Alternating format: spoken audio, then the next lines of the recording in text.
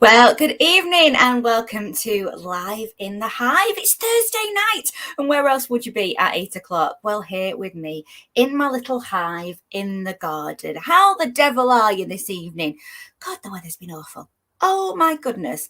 It felt like the heavens had opened earlier on, and I went out and I got absolutely drenched. You wouldn't be able to tell now, would you? Hey, I've done my hair just for you. I've got my gold earrings on. And do you know why that is? Because I think we have got a very sparkly, kind of sophisticated, kind of showbiz feel to the show tonight. So I thought, do you know what? I'll get the dynasty earrings on.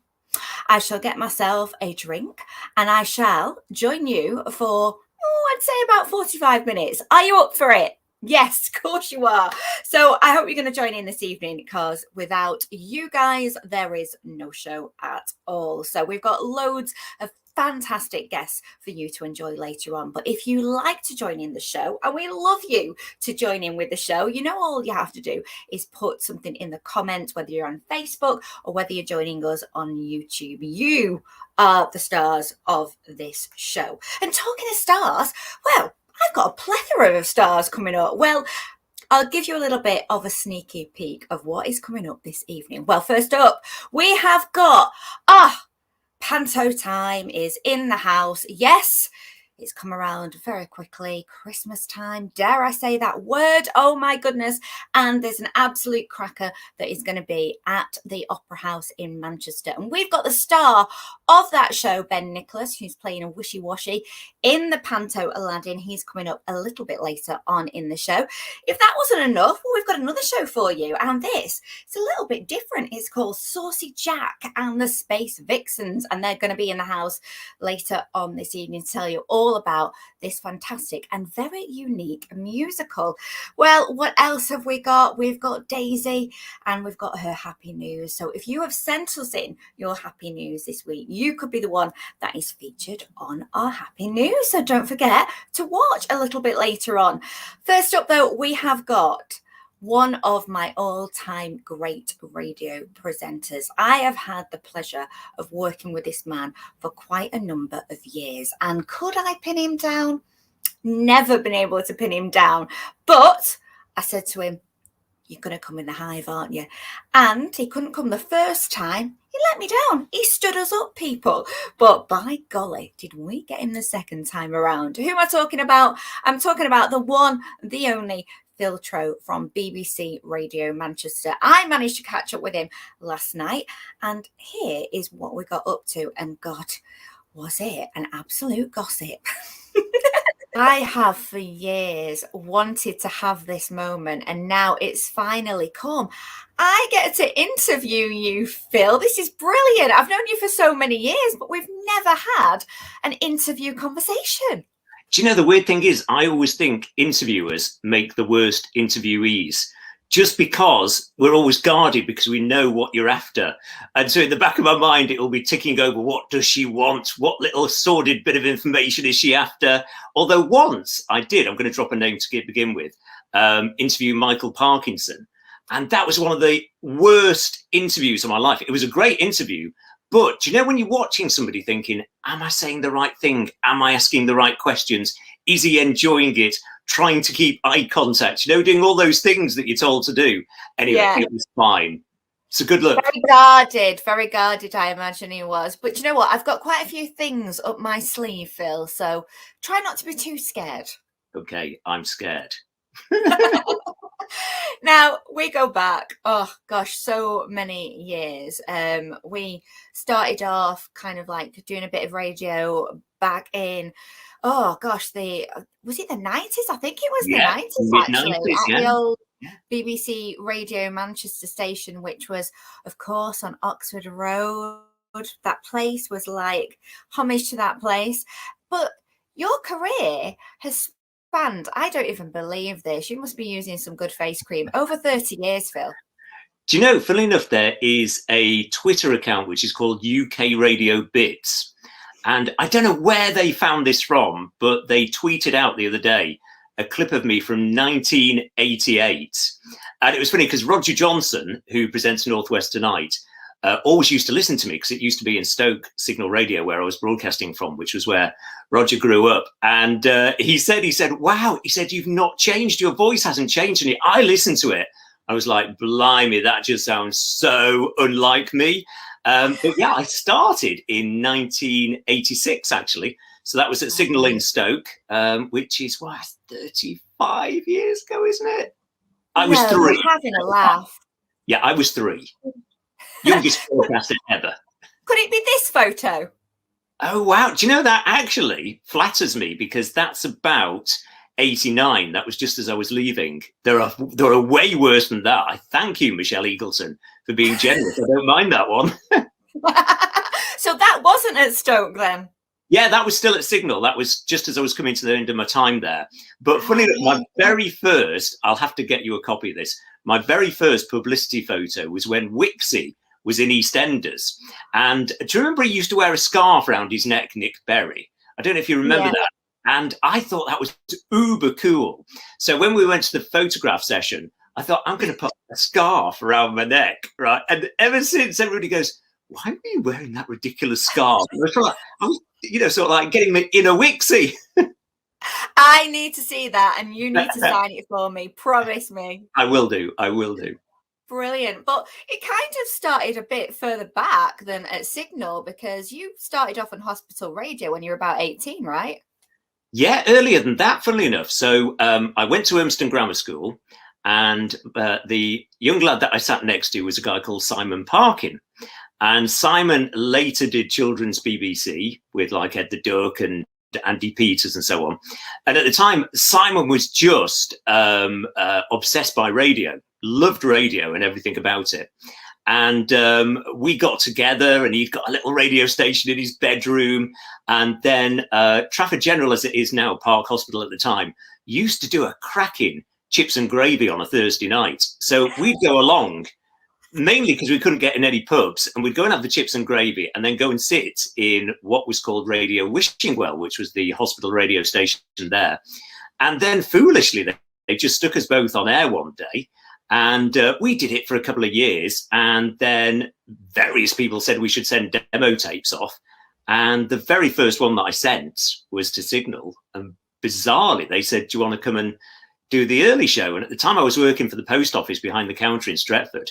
Well, anything was better than that. So I thought, yeah, go on. And that's how it started. I thought it'd be for 3 months and that'd be it. And it's all thanks to chips and gravy. Yes. Yeah, chips, gravy. And obviously, horrible song we used to always play, because I don't know why hospital radio had like a very limited playlist. I think it was something like the Old Rugged Cross, and it'd be like, oh, good grief. Well, I've got to say, I can trump you on that one, because I started out on hospital radio too for North Manchester General Hospital. And I had to do this thing to earn my place on the radio. We had to ward walk. I don't know if they made you do that, where you got the request from people on the wards. So they had me do that for 4 weeks. And the request that I got was Michael Ball was a favourite. Love changes everything. But they all thought they were funny when they requested Engelbert Humperdinck, please release me. Very good, actually. In fairness, that's decent. I know. So you moved on from Signal, and then obviously you have gone to lots of different stations, Radio Derby. But, you know, the home for me that I know you of is BBC Radio Manchester. You're like a fixture there. Radio Manchester wouldn't be Radio Manchester without Phil Trow. Do you know, I worked out, I've been away, so I wouldn't like anyone to think I've been there for the full, 31 years, because I started in 1990. But I was working out the other day, yeah, I probably am the longest serving person there now, because Eamon and Jimmy, who were doing Sunday mornings, they were there when I was there, but of course they've since finished the Sunday morning show. And so, yeah, I've kind of been there on and off for 31 years. I did a load of shows at the beginning in the early 90s. I used to do the morning show, then the afternoon show. Then I decided to go freelance, and I did loads of different things. And then I came back, I think it was about 2013, to do the afternoon show. So yeah, it does feel though, like I've been there a long time. But everybody loves you. I mean, you must have a real good bunch of listeners. And I imagine over the years, they feel like friends because you do get the regular ones that kind of tune in and must message you. Oh, all the time. Do you know, I mean, social media is just a blessing nowadays, isn't it? Because obviously somebody would have to put pen and paper to write to you in the past. Whereas now it's, you know, through Twitter and through Instagram and Facebook and so on, people get in touch in so many different ways. But it's quite strange, actually, when people refer back to, oh, yeah, I used to listen to you in the early 90s. So it does seem the sort of station that people stay with, which is great. But it to me, I mean, gosh, 31 years ago, sticking with the same station, you think, wow, that is in itself an achievement, isn't it? Yeah, and in 31 years, there is a lot of people that you have interviewed and asked so many questions to. Let's cut to the crunch. Okay. Who has been your favourite person to interview? What has been that moment where you've gone, oh, that was great? Gosh, do you know, the weird thing is, a few weeks ago, this is, by the way, my spare bedroom, which we're transforming at the moment. And so we've been throwing loads of stuff away. And I found a diary from 1992. And I was going through it. And at the time I was doing the morning show, which was kind of like the showbiz show. And you know, when you go through a diary and you think, I don't remember interviewing any of these people. So there was like Terry Wogan, I did Bob Monkhouse, Cilla Black, Barbara Windsor, all these sort of like really big names from the world of TV. I can't remember any of the interview. I can't even remember meeting them, to be quite honest. So and you don't weird, even drink, Phil, so you can't say you'd had a few drinks. No, I just genuinely, I was going through and I thought, I do not remember. Mind you, I can't remember who I spoke to last week, to be quite honest. And then even celebrities will come in and go, hello again. And you think, oh, I've done them before. But I've just got a sieve for a brain. But favourites, funnily enough, from that era, who, isn't it funny how you idolise certain people? And I interviewed Les Dawson, and I loved Les Dawson. And he was doing Panto at the Palace Theatre. And I'll always remember, he invited me into his dressing room, made me a cup of tea, and we start to do the interview. And he was on with the Roly Polies. And Roly Polies! Yeah. They were rehearsing. I think they were doing a Life on the Ocean Wave or something. And Les Dawson just gets out of his chair, opens the door and says, shut up, you ugly lot. But he was amazing. And I will always remember Les Dawson, the very first time Les Mis came to the Manchester Palace Theatre. Do you remember? I'm sure you must have been there. And halfway through the show, at the interval, the barricades jammed. And that was it. They couldn't do anything. Do you remember? Yes, I do. So Cameron McIntosh came on the stage during the interval and said, look, I'm really sorry, everybody, but we're going to have to cancel the show. We'll make sure you come back and watch it. And at this point, Les Dawson, who was sat about 3 rows away from me, just shouts out, well, at least tell us how it ends. That is classic, though. And, you know, he was a legend. Absolutely. Yeah. Just a great man. I believe you've also interviewed somebody very high up and quite controversial. Bit Marmite.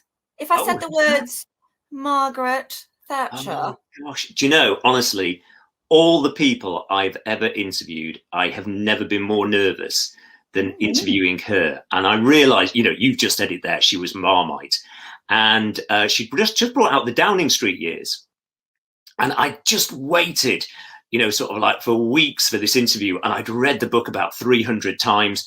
I'd made more notes about this book and about her than I've done anybody. I literally had reams and reams of paper. And I think I only had 15 minutes with her. And I remember it was a pre-recorded interview, which means that it's not live, you record it. So we were waiting for her and she came into the studio. And she was with this very officious publisher who just said to me, he said, right, you've only got 12 minutes because we're running a bit late, and walks out. And she turned to me and she just said, I'm the boss. You take as long as you like. And I thought, woo! So anyway, before we'd even started, she basically interviewed me. She wanted to know my background, where I lived, how long I'd done radio, and so on and so forth. And it's a funny one, isn't it? Because I've sometimes talked about this, I've done after dinners and so on, and people talk about her. And one, I found her utterly charming, which generally people are when they're trying to flog a book. So, you know, I know that that was probably a bit of a put on character. But two, do you know how apparently men used to fall at her feet because she was this such big figure. I could understand that now, because she had this presence and this aura, and when she spoke, you just were transfixed on her. And she was so engaging as a guest. Anyway, I got 30 minutes out of it, and a very stern letter from a publisher who'd come in and said, in future, when we tell you 12 minutes, we expect 12 minutes. But I just thought, I've got 30 minutes of great audio. I don't care. Maggie said you could. She was the boss. That's fine. Just a quick question on that. It was Gillian Anderson's representation of Margaret Thatcher in The Crown a good one then, if you've met the lady firsthand? I mean, you've got to say yes, haven't you? Isn't it funny when you think of Margaret Thatcher, because I know Meryl Streep did, didn't she? I always think of Stephen Allen from Spitting Image. Whenever anybody says who's done Margaret Thatcher, I always go, oh, yeah, Stephen Allen. Do you remember the way he used to depict her in a very sort of manly way, didn't he? Oh, so, she'd love you for that, Phil. No, it's all right, she's not here. Yeah, I mean, I love The Crown anyway. I just adore that series. I adore The Crown. Yeah, I was glad when they got up to the stage that they are, because it's all very relevant, isn't it? Because you were there living through it. So it's going to be very, very exciting. I cannot wait for the next series. Let's just say that. Last kind of question towards celebrities. Anybody on your wish list, Phil? Because you've gone through a lot of people. Is there anybody that you're aching to interview? Oh, gosh. Who would I like to interview? Do you know, this sounds awful now, but you will understand this. Celebrities to me are just people. I'm not really impressed by any of them, not in terms of because of what they are or who they are or what they've achieved. Just it's a bit like a sort of one in, one out, isn't it? You know, you just talk to them the whole time, and they're just people. So the only person, honestly, that actually, I'll give you two. One is the Queen. I'd love to interview the Queen. And two, only because, right, don't judge me, he follows me on Twitter, and I've actually DM'd him 3 times now to see if he'd come on the programme, never replied, is Barack Obama. And I don't know why Barack Obama follows me, but he does. I know it's the weirdest thing. He's got like millions of Twitter followers, and I think he follows about 20,000 people, something like that. And weirdly, one is me. I can't even speak, Phil. I mean, that is incredible. Really, it's my favourite thing to do. To follow me. It's my favourite party trick to get up his official account, and and it says follows you, and everyone's like, no way. So yeah, I'd love to talk to him. He's slip into his DMs, drop him a note and stuff. Do it after the show and let me know how it goes. I'll get him live in the Hive. Oh, absolutely, he'd love it. You know, he's got bacon fries. What would you want? You know, if you were here, Phil, I would let you share my bacon fries and scampi fries. Oh, I don't like scampi. Sorry, but bacon. That's all right. That's all right. Now it's exciting times for you because we have a little bit of a schedule change. You're going to be staying up a bit late, Phil, but it does mean you could have a sleep in the afternoon if you want to. I can't wait. Can't wait. Well, do you know, it's funny because I'm moving to the 10 till 1 show, which is going to be Monday to Thursday. So it's one day less. But it's interesting, isn't it? Because I did breakfast for so many years.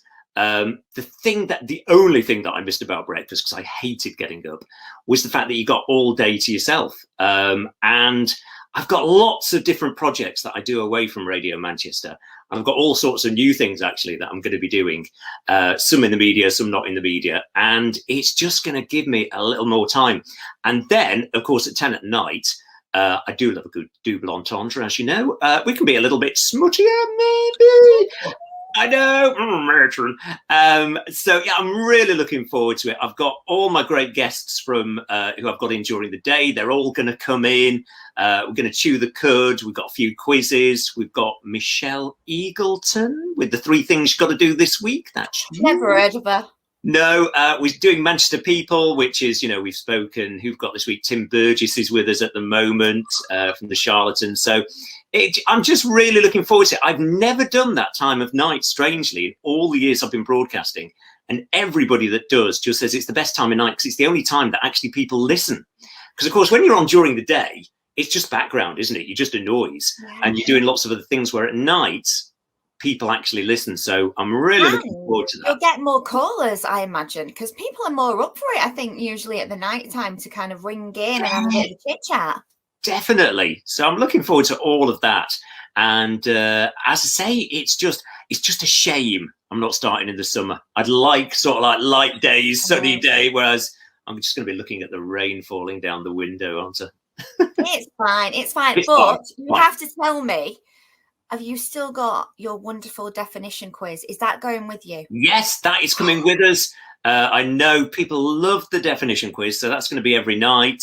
We've got a few other bits that we're doing as well. So it's going to be really exciting, actually, because obviously I'm following in the huge footsteps of Alan Bezic, who finished on the weekdays a few months ago.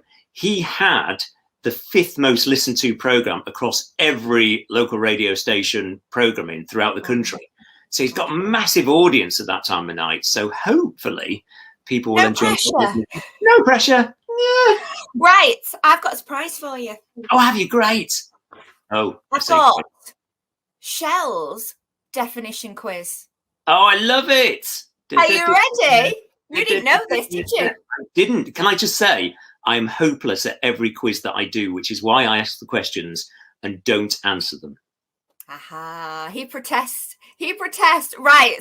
I'm not going to give you a time limit on this one. Right, I know thank you you. have a time limit. Let's just see how you do. All right. Okay. And how much you might stumble. All right. Are you ready for Shell's definition quiz? Yes, go. Okay. I've been really quite strategic.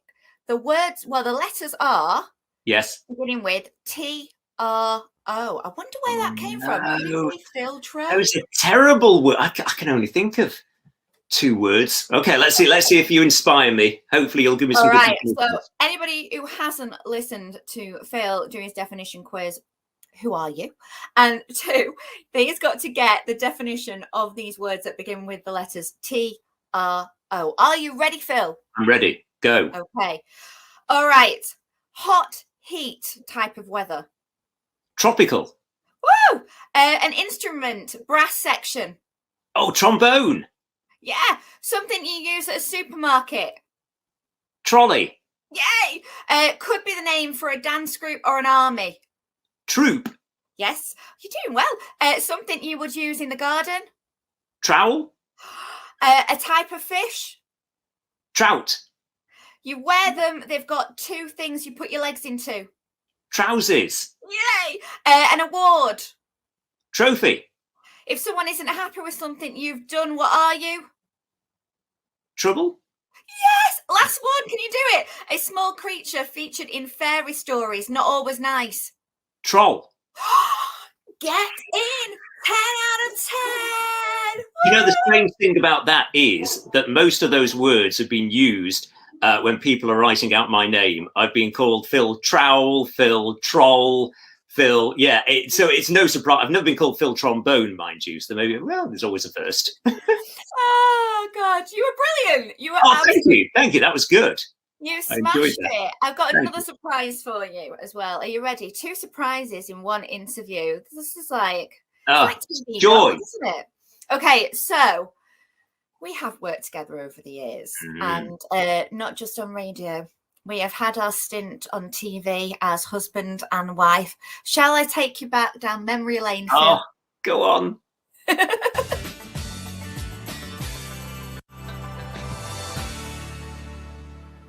Good morning. You're watching the Channel 9 Breakfast Show on Friday, the 8th of May. I'm Michelle Eagleton. And I'm Phil Trow, and we have both filled in our Euro Millions tickets this morning. £110 million. What are you going to do with yours? Well, I have this bizarre idea that I've always had. It's kind of a dream of mine, that to buy the Library Theatre, not that I don't even think you can do that, but if I had the money, I'd buy the Library Theatre, turn it into a great big nightclub come restaurant called Glitterati. And the top floor, you know, where you can see out, you know, like a dome-like. Yeah. You'd see the stars, so you'd have your meal underneath the stars. I've marketed, you know, I've got the idea all copyrighted, so don't think you can steal it, because when I do win the Euro millions tonight, that's it, it's mine. I might, in that case, buy the Dutch Pancake House as was and turns it into, like, Phil's Flippers or something and reopen pancakes. So when people finish at your place, they can come to mine for pancakes. Sounds like a brilliant plan, that one. Anyway. We need a lot less than 110 million, you know, to do this. What was I wearing? What was I wearing? I know. About? The hair as well. I mean, it's not changed that much, but I think the fake tan, and it was a little bit harsh, Phil. It was 2009 that on Channel M. No. Yes. Oh my gosh, what's that? 12 years ago.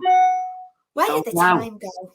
Oh, do you know, I have to say, there are certain things, aren't there, you know, you do during your career which you just adore. And I loved Channel M. And it's such a shame that, you know, it didn't continue because it was loved by the audience, watched, we know, don't we? Because we used to do competitions by loads of people. Oh, God, do you remember the Fridays with Frank Sidebottom? I mean, they were just hilarious. And, of course, so many people on there. Nina Warhurst has gone on to great things. Ben Bland, now on BBC News. You know, it was a great breeding ground, wasn't it, for real talent? And it's just a real shame. It was absolutely fantastic. We had so much fun. And I have teased all week on our social channels about you and me getting naked together. I have to reveal what happened. We did it, didn't we, for a feature on fake tan, Phil, remember? I can't even remember why we did it. Why did we do it? But anyway, we went to the Lowry Hotel, didn't they? And we took a cameraman, poor person who had to film this. And they stuck us in robes. And, of course, then you had to go into the sort of shower of shame with only little pants on, and this was all being filmed and we were being sprayed. And then, do you know what I remember about that was we obviously had to do a little outro so that the film came to an end. And I think it's the campest thing I've ever done on TV.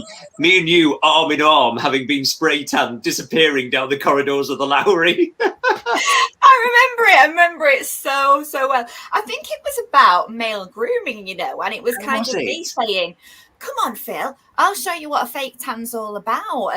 And you, obviously, you're brilliant. You're up for it. We were both up for it. We had such a giggle and, like you say, some great times.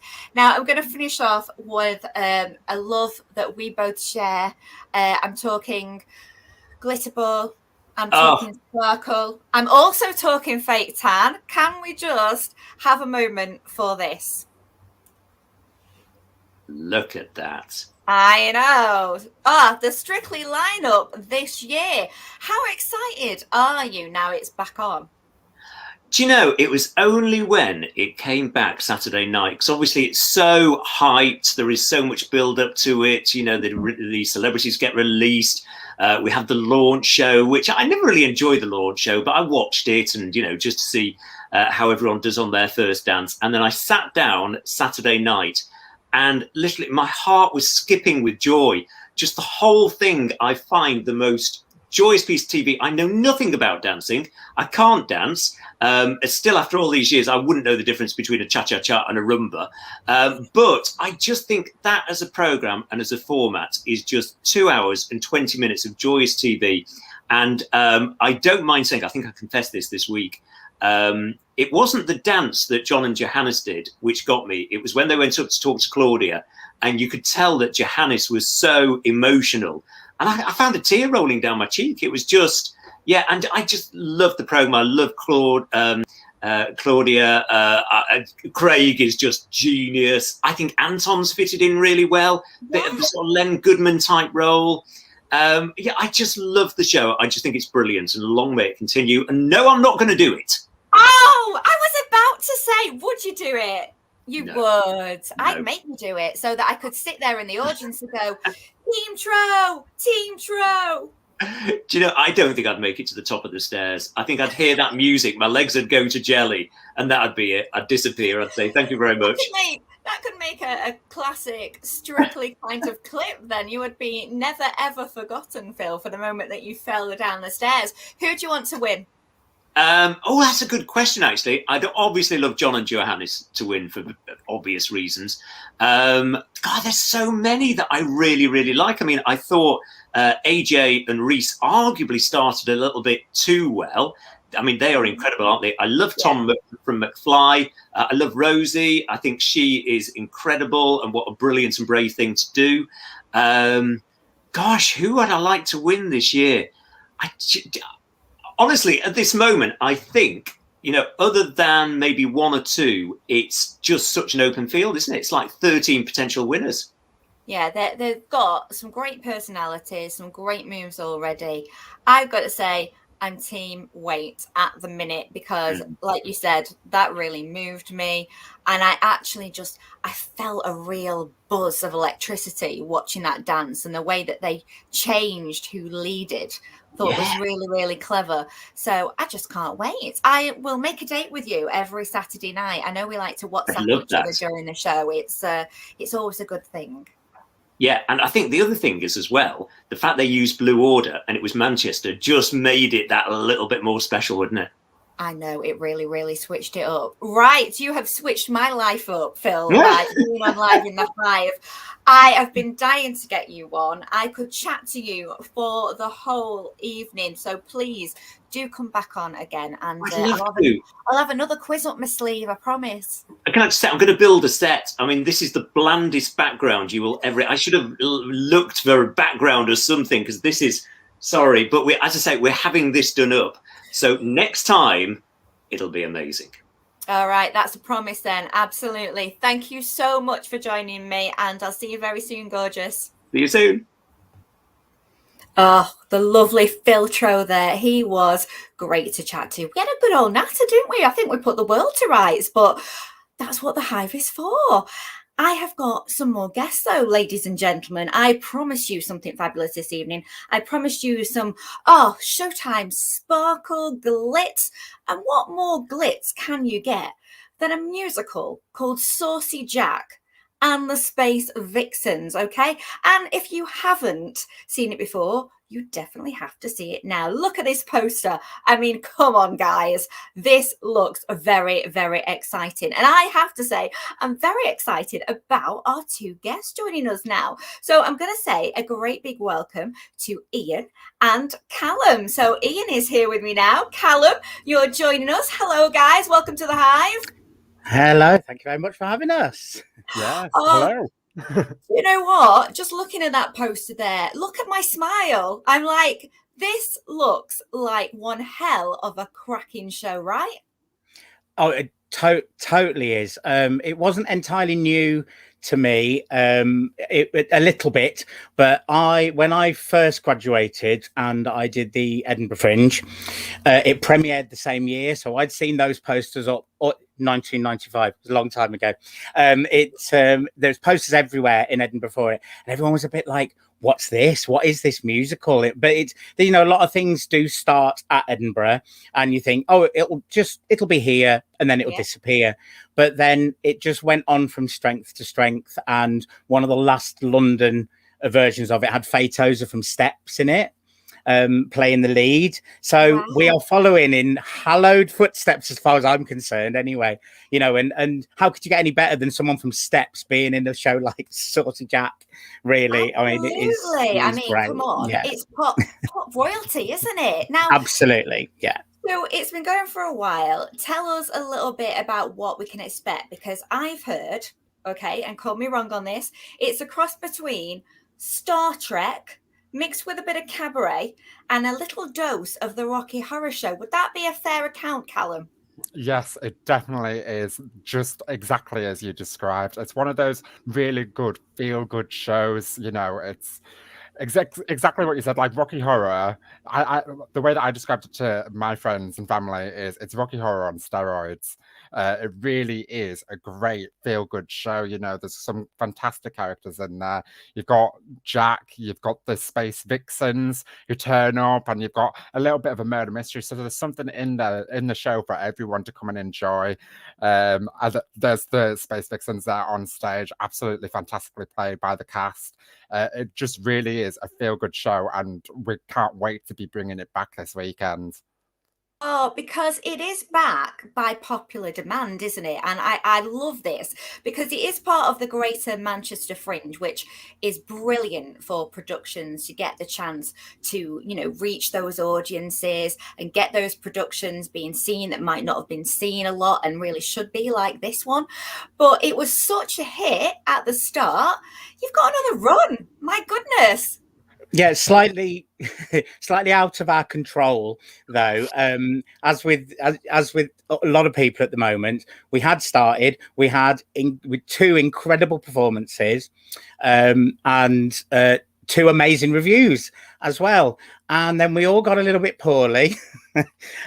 So we did our little bit during the main bit of Fringe, and we are back. So we've got two performances this Sunday, and then we finish off next Tuesday. So we finally, it's been a really long process for us because we literally started just before lockdown.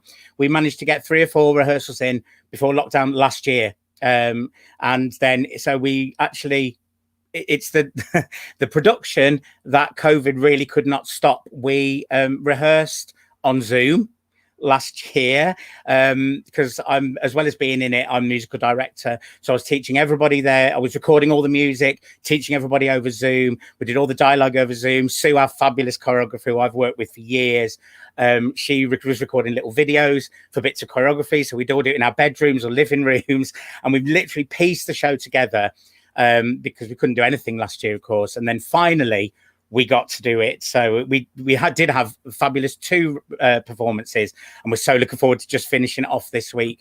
And we haven't got many tickets left, so it's just really exciting. It's like Starship, the song. Nothing's going to stop you, is it? No, Nothing at all. Literally, come hell or high water, we are going on stage on Sunday, and we can't wait to get an audience back in and just come and see this amazing cast. Now, you mentioned there about kind of your role as musical director, Ian. I know that you're doing that. You've done the costumes as well. And also, you are in the production. Dare we say what you're called, Ian? It's a little bit grown up. Now, I do a lot of family theatre, so this is a show that a lot of people don't know that I would do this type of thing. My character is called Dr. Van Wackoff. So he's sort of the archetypal. He's sort of a bit of a mad psychiatrist, and he's got other plans as well. Nothing too sinister, but that is revealed later on in the show. So I do a spectacular reveal, something quite personal to the Doctor, almost at the end, and it was mentioned in the review, in one of the reviews as well. But it is, like I say, it is a little bit grown up, but it's grown up in a sort of carry on way. So I mean, there's no swears or anything in it, so it's not offensive in that type of way. It's just loads of fun. Like you say, there's Callum in his sparkly Lurex, and it's really funny. It's full of one-liners, and you take it as you find it. It is one of those type shows, but it is so much fun. And the murder mystery isn't a mystery at all. You worked that out really early on in the show, and you would just get on with the show. And the music's really diverse because it's a bit musical theatre, it's a bit Chicago, it's a bit disco, and then again, I must mention Sue again because she's really pulled a blinder with the choreography, because we've got so many styles. A tango in there, we've got like proper sort of Bob Fosse type 20s choreography, disco choreography, because it just reflects the type of music it is. The show is set in a cabaret bar in space, in another galaxy. Of course it is. Of course. yeah, of course. The Space Vixens come along to try, because they are the space police, if you like, and they come along to try and solve the mystery and of the slingback killer, because that's his weapon of choice. And but because it's in the cabaret bar, we get to do cabaret numbers, but each number is really different. So it's just so much fun. It is so much fun. And as you saw from the costumes, that was so much fun to put together. I sort of curated it really and came up with the ideas with Joel, the director, who's also in it playing Saucy Jack. And but I could just let my imagination run wild, really, on what the characters were let like. your imagination run wild. Now, we talked about the dancing then and some of the different styles in it. Callum, are we going to see you dance, and how are you finding it? Because you're Benny the waiter, aren't you? I am Benny the waiter. I'm also swing cover for Sammy, Booby, Mitch, and Whack Off, which is played by the wonderful Ian. So yes, it's just been such a great time learning everyone else's parts, but then also getting to learn the fantastic choreography that Sue's put together. We really can't talk highly enough about Sue. I've loved every second of learning the choreography, and through being in lockdown and having to learn it over Zoom, it's really been just fulfilling to be able to create even online and having to learn that way. It's just been really fun to create the choreography and put it all together and have everyone in the cast join in. And we're all doing the choreography, but obviously we've all got our own characters, so we all have our own way of doing the choreography as well.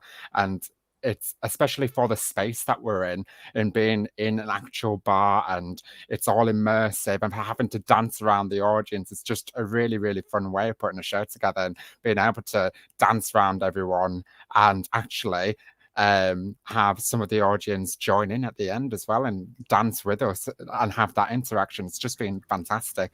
Just really can't wait.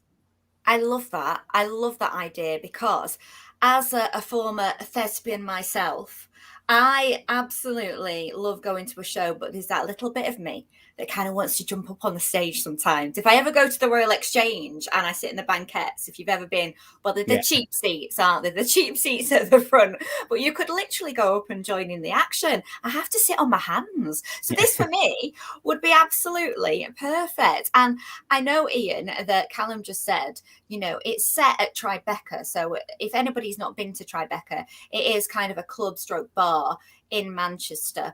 And that is ideal for what the show is, because it's kind of set in the club. So are the audience then like the patrons of the club? Is that what they are? Yeah, literally. And the cast sometimes do, when the Space Vixens say we're all sort of being categorized as potential suspects, they are addressing the audience directly as well as the cast. And we are definitely all around. My character is a barfly, really. He loves being at the bar, and that's where I am for most of the show. I sit at the bar and then break out sometimes to address the audience and tell them what's going on, a bit of a narrator type role. But we are all around them, we're in front of them, we walk through them. The audience are really part of it. Tribeca itself, thanks to Tribeca, they've been great as well to have us and put up with us going up down the stairs and in and out. It lends itself so well, because the stage is on one side, the little stage that we perform on as the cabaret stage. The other side is the bar. We keep one of the little booths, which is where Saucy Jack sits, because he looks over the whole of the evening, and so he sits with one of the Space Vixens there as well. Jubilee, the lead Space Vixen, because they've got a hidden past which you find out about during the show as well. It's full of intrigue and mystery. Oh no. There's so much, couldn't possibly give it all away. There is so much in it for quite a sort of compact and small show. There's so much content, and it's funny and it's moving. And again, I'm trying to shout out to everybody. Stacey, who plays Jubilee in it, who's the lead Space Vixen, she has a huge big number, almost like, it's sort of a cross between Don't Cry for Me Argentina, I Dreamed a Dream, and The Worst Things I Can Do. And it is a huge number in Act 2, where she's in a bit of turmoil, brings the house down every time. Broadway style whoops and cheers during the song, because she performs it so well. So we are so lucky to have a lot of us actually have worked together before, so that really helps as well, because we knew our own dynamic and we knew how we're going to work. Everyone's amazing in there. I feel really lucky to have got you on, because I know you're going to be busy doing kind of the last minute rehearsals. I know you put it on before, but you'll still be getting ready for it. It's on, isn't it, the 3rd and the 5th of October at Tribeca. I wish it was on for even longer. Do you think we might get a longer run at some time? Well, I have spoken to Joel about it, you know, as possibly, because it is actually the first time as well it's ever been done in the village, if you like. And I don't know if it's ever really been done in the Northwest, because it isn't a big musical. But, you know, I mean, we were very brave in the first place. I think there were 3 musicals in total on the Greater Manchester Fringe, and we were the biggest. I mean, who in their right minds puts a cast of 11 people in a Fringe show? But we have. Because that's a big show, so we're quite unique in that respect. So hopefully, I mean, the last few tickets, if you are interested in coming, anybody, there are the last few tickets, and if we've piqued your interest at all, please do come along. Oh, absolutely. Honestly, those tickets will go quickly, very, very quickly. So get yourself a ticket. It sounds like a brilliant night out. And you can even probably go and stay for a drink afterwards in the bar, can't you? So yeah, with us. We stay there, and we mix and mingle with the audience after we've finished the show as well. So the characters are all there for you to get up close and personal. I love it. Me and Saucy Jack could be rocking all night. We would. Oh, thank you so much, both of you. I really appreciate you coming on. Good luck with those performances, and yeah, I'll see you at the bar. Thank you very much. Thanks for having us. See you, Ian. See you, Callum. See you later. Aren't they fab? Oh my gosh, that musical sounds delightful. It sounds so fun. It sounds so different, and I think, you know, exciting. So if you can catch it, I'm sure you really won't be disappointed on that one. Oh no, you won't. Oh, yes, you will. Of course, it is time for Panto. That was a good segue, wasn't it? I went down to the Opera House earlier on this week and found out about their Panto. But then they went and took me, oh my goodness, to the very swanky Hotel Brooklyn, our friends of the show who make amazing cocktails. And I got to interview some of the cast. Well, the one that I was definitely wanting to interview was this guy. He is Ben Nickless, and he is one of the funniest guys around. Just take a look at what me and Ben got up to when we were talking Panto. Oh, yes, we were. Oh, my goodness. Can we say the C word? Christmas. I know. Flipping heck. It's See round you, the corner. See you. Is this your favourite time of the year? Yeah, absolutely. Panto. Yeah? Yeah. Christmas. Yeah. But Panto, I love. Oh, no, it isn't. Oh, yes, it is. I have to throw that out Desperate there. to do that. Straight away. You did it off before we started filming as well, didn't you? Well, you've got to. It's one of those things. It's Panto, it's camp, it's fabulous. As you say, it's the best time of the year. And we've been in quite a few Pantos here at the Opera House. We love you. Do you really? Yeah, we do. That is amazing. It's not a Panto unless Ben Nickless is in it. You've been Muddles, now you're Wishy Washy, you've been Snow White, Cinderella. Yeah. And What about Aladdin. Aladdin? It's a great one. It is. You're going to love it. It's got a great story, got great effects, great cast, scenery, everything. It's brilliant. It's been a great show. Oh, well, do you know what? I think your role has to be the best. Now, you don't get the girl. Are you upset that you never get the girl? Of course I am. Every year I get the girl. And guess what? This year you won't be getting the girl. Aladdin gets Princess Jasmine, doesn't she? So don't he? Have you spoiled the plot? Well, not because everyone knows the story. Everyone knows the. But what you do get a lot The of laughs. that. Yeah, absolutely. Yeah. Which is more fun. Yeah. You know, everybody wants my part because I think the comic part and the Dane part and the baddie part are the three that. You get the biggest reaction, and not just from the kids, from the adults, and I think there's a really good balance in terms of the jokes because there's a little bit of a link to us adults absolutely. in the jokes, isn't there? Yeah, but it's not just for the kids. That's what pantomime people presume. It's just for the kids, but it's so not. I mean, I remember watching pantomime as a kid, loving it, and then I went and saw a friend in pantomime. I was like, I need to do pantomime. I didn't realise what you can get away with because I'm the same. But the first time I saw it, I was like, oh, you can. I remember seeing the crankies in panto, and the stuff they were doing, I couldn't do now. I mean, we're talking about 15 years ago, I think, when I saw them. And I think I saw the Crankies. They did it before I came in. Yeah. And so I knew. Getting away with a few things. Yeah, I knew anything I did would not be as bad as well, especially with John Barrowman as well. So yeah, I knew. Well, I know what their line is, and I'm nowhere near that. So we push it a little bit, but it's nothing that the kids are going to get.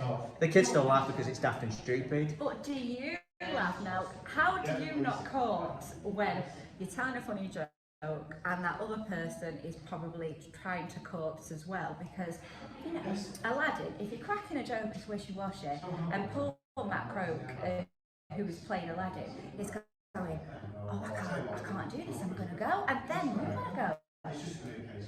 Yeah, but I think I can go. I think the audience, because I bring the audience into the show and I interact with them, I'm probably allowed to have a little bit of a laugh, whereas they're supposed to not laugh. But then that is my little buzz in the show, is that if I can co-opt them, it makes it more fun, and then I keep it fresh for them as well, because it's full on. It's hard work, Panto. It's 2 shows a day, 6 days a week, as Alexandra's just found out. Has she gone? Has she left? She's like, 12 shows in 1 week. So I was like, yeah, it's hard work, but You don't get much time to rehearse together, do you? no, 2 weeks, 2 weeks. But then some people think we don't rehearse as well. It's just like we just turn up. We get a script, but we keep changing it. It keeps it fresh. It is the one show where it's not exactly the same every time. There's always slight little changes here and there. It could be, the matinees and more kids in the audience, so we probably hold back a little bit on the innuendo. But in the evening, it's pretty much an adult audience with a couple of kids in there. So we play more to the adults because as long as, like, say, you don't cross that line, which we, I don't think we ever do. It's all pretty much innuendo, bit of cheek. It is, bit of wink, exactly, and all that. Exactly. Absolutely. Yeah. You talked about the kids then. Obviously in Panto land, kids come up and you do jokes with the kids. Has there ever been a moment when a kid has really thrown you? Because we know kids can say anything. My kids, I've got a 7 and 11-year-old, and it's just like, what's going to come out of the mouth next? And it comes out at the most inappropriate, should I say, times. I think I've done all right with the kids. I know a lot of comics who've had horror stories with the kids, and touch wood, I've done all right. I think the more you do it, the more you kind of have an idea what they'll say. But I think I used to ask a question about who you with, and they'd say mummy and daddy, and I'd say when daddy's at work, does mummy ever have uncles around? And one of them was like, yeah, uncle. That could actually just be a genuine uncle that came round. Yeah. But normally they said no, unless one was like, yeah, and went into a bit of detail about when he came around. So I might have revealed something there. You broke up a marriage before Christmas. Well, I didn't. It was the kid. I asked the question. The kid went into too much detail. I think I've been all right. There was 1 year that I used to be the music man in the song sheet.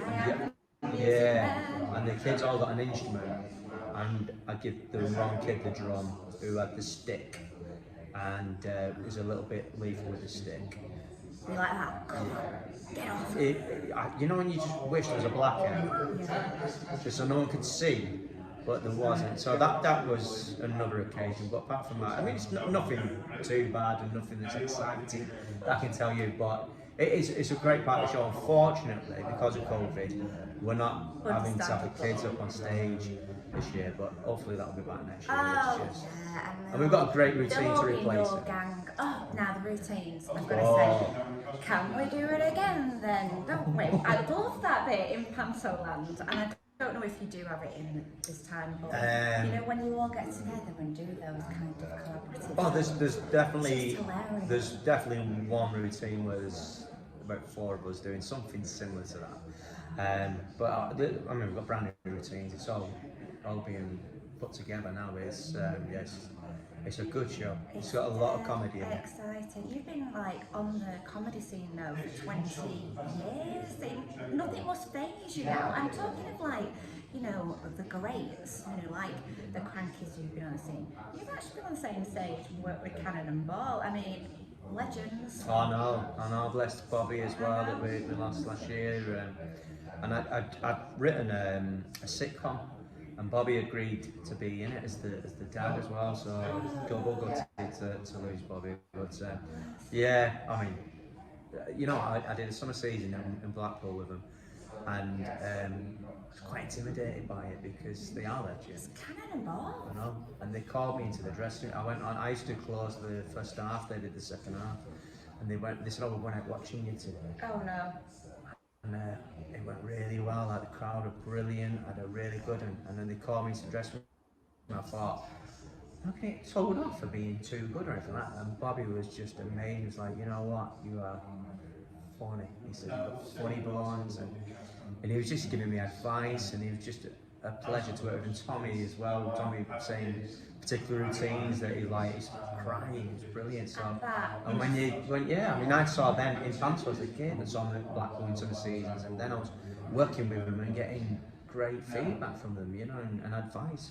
So yeah, absolute pleasure to work with. I had a Rock on Tommy t-shirt. Of course you did. I had. You've got Rock on Tommy. Yeah.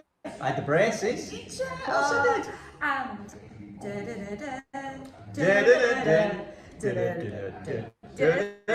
We picked the wrong key. We should have gone a bit lower there. That was a bit high for me. I sing went like with you. that. Have you got any songs? I don't think we get to see you sing much, do we? Apart from, you know, the collaborative. Yeah, I'm not. I don't think I'm doing maybe one number, but it's not really singing, if I'm honest. Is it howling?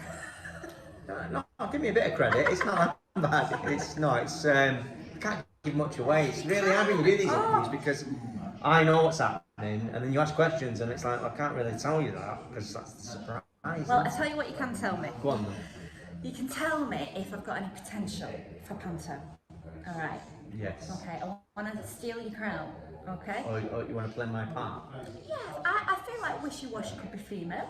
Yeah, why not? Absolutely. 2021. Yeah. So I have got a couple of jokes for you. Right? Okay. Okay. I want you to judge my jokes. Judge you. Judge you. Well, see if You want to be honest or polite? I don't know. Whatever you think. Okay, alright, I've got one for you. Right. And they are Christmas-based jokes. Are they crackers? From the crackers? Ah, ba-boom-ch. Crackers. Yeah, no, that's what I meant. Are they from crackers? No, I don't want you to say, are they crackers? No, I was... More highbrow than that, you know. They're not from crackers. I'm not going to waste a cracker. Have you wrote these jokes, or are these just jokes that you've heard? I'm not going to reveal that. What's every else's favourite type of music? Go on. Rap. Oh dear. Oh dear. Hey, I've not finished yet. Alright. What happens if you eat Christmas decorations? You get tonsillitis. I thought it was that one. I thought it was going there. That's a cracker joke. It is a cracker joke. I think the elf one was a cracker joke as well, if I'm honest. Google's finest. Is that the best you came up with? You had the whole of Google and you picked those Are you two going to outdo me? in the show. Oh, in the show, yeah. Yeah, You can't reveal it, so no. Yeah. Right. Yeah, but it's going to be amazing. You're going to love it. We will do. So, when is it running from? We are opening on the 11th of December. I tested you then, didn't I? Yeah, but I've done 4 interviews, so I know it by now. If you was the first one, I'd have gone. It is on the 11th of December, and we're closing the 2nd of January, so it's only 3 weeks. And so, Get your tickets. yeah, you've got to Don't put your miss it. tickets. It's going to be amazing. It really is. Can't wait. See him. It's Ben Nickless. Amazing. Wishy-washy. Oh, we did have a good giggle. I thought my jokes were okay. They weren't that bad, were they? Were they? So do go and see the Panto if you can. I cannot believe we're actually saying that C word right now, and we are getting ready for Christmas. But have you seen some of the shops? They've already got the decks up. I feel like I should get all Christmassy in the Hive and start putting some decks up. Who can say? Maybe next week. Nah, we're not even at Halloween yet, are we? Now, to end the show, we have got a great little feature. You may have been involved in it last week. This week, it's a whole new bulletin. It is, of course, our very own Live in the Hive Happy News with who else but our Daisy. Hi, I'm Daisy and welcome back to this week's Happy News. Great news for fans of 80s group Bros because Matt Goss has returned to the UK and looks set to be back for good. There's even going to be a new single from him, so watch out for that. I'd also like to wish a happy birthday to my brother Harry, who's been featured on this show before. He's turning 7 on Saturday, so make sure you wish him a happy birthday in the comments down below. And a huge congratulations to Team Scarlett, who ran the Manchester 10K at the weekend and raised £6,383 for prevent breast cancer. Wow, that's amazing. Back to the studio, Mum. Oh, you absolute darling. Oh, didn't they do well, Team Scarlet? I'm very proud that I was one of them. And yes, we did do the 10K. Oh my God, my legs were aching. Absolutely. Not just after the run, but for 24 hours after the run. So we all had a bit of a fizz. I'm not think I'm giving anything away there. Fizz and pints were the order of the day after that Great Manchester run, but the atmosphere was amazing and so much money was raised for good causes, which is brilliant news. That was happy news with our Daisy, and you can get involved too. So don't forget, tell us your happy news next week and email liveinthehiveuk@gmail.com, or you can just leave us a message in the comments if you're watching on YouTube or Facebook, and you can be featured. And we like a picture as well so that we can show your lovely faces. I'm going to put one of our comments before we go because I think it might be, oh yes it is, big happy birthday Harry. Thank you, Heather. Heather was the wonderful lady in the scarlet bra that we just seen in that happy news. So well done, Heather. Big well done to you and the rest of Team Scarlet. Well, that's it for tonight's show. Thank you so much for joining me in the Hive. It's always a pleasure to have you watching. So please do tune in next week because we have got lashes and drag queens. I will leave you with that thought. You know where to be. Live in the Hive on Facebook and on YouTube at 8 o'clock on Thursdays. See you there. Bye for now.